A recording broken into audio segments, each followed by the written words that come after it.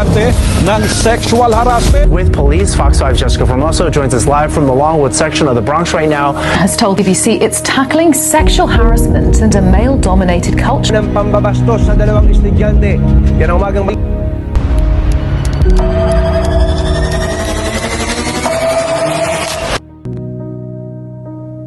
Paano kung isang araw may nakatingin sa'yo sa mga kilos mo at galaw mo? Siguro babae lang tayo, pero hindi dapat babae lang. Paano pag umabot sa maling paraan? Yayayain ka, tutuklawin ka, sa mga bawat iniinom mo hindi mo alam kung anong laman.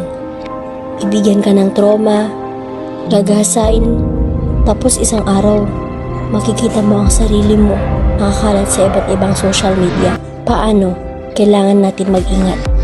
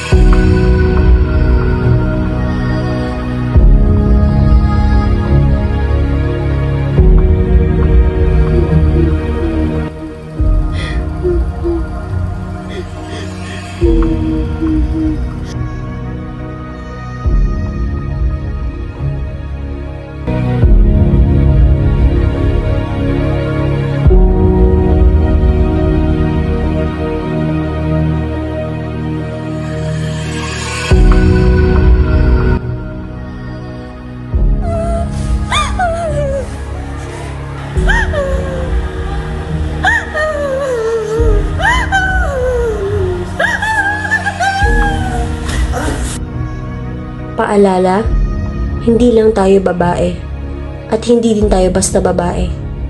May kaya tayo, kaya't lumaban tayo. Justice for women.